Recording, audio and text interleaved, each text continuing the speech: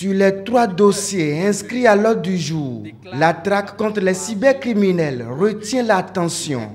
Le réseau d'escroquerie, en dépit de son ingéniosité, parfois surprenante, finit par tomber dans les mailles des unités opérationnelles de la police républicaine.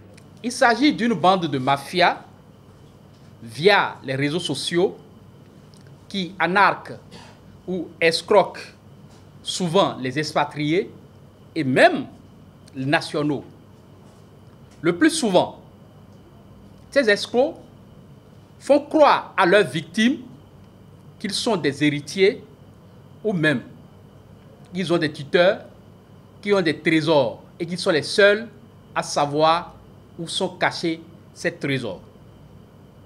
Alors, ces trésors qu'ils évaluent à des millions, voire des milliards, et qu'ils souhaiteraient avoir le soutien de leurs victimes pour convoyer ou transférer ces fonds en Europe ou aux États-Unis.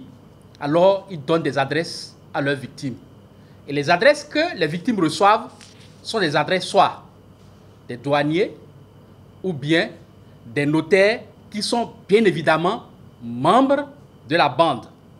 Ces escrocs, toutefois, ils font croire à leurs victimes que les centaines de millions qu'ils détiennent sont de leurs tuteurs décédés et qu'il faut des produits pour effacer ces millions qui sont estampillés de cachets. Et pour effacer ces produits, ils sont obligés d'aller les acheter soit au Ghana, soit au Nigeria. Pour cela, ils invitent leurs victimes à payer 20 à 30 millions pour ce faire. Une fois l'argent envoyé, pour les formalités d'envoi, les victimes descendent.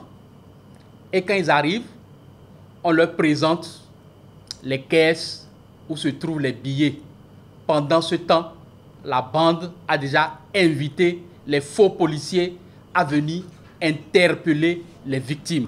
Ils ont à côté d'eux les faux billets de banque. Conséquence, ils négocient avec les faux policiers afin d'éviter des poursuites judiciaires qui risquent d'entacher leur honorabilité, vu que ceux-ci, pour la plupart, viennent de l'Europe. Au cours de l'interpellation, l'OCRC a saisi sur les criminels des caisses de devises en dollars, en euros, des cachets des juridictions béninoises avec des sceaux de l'État, des papiers en coupure de faux billets de banque, des ordinateurs portatifs et de faux lingots d'or. L'arsenal de démantèlement de la police républicaine est déployé sur toute l'étendue du territoire national, de quoi donner de l'insomnie au hors-la-loi.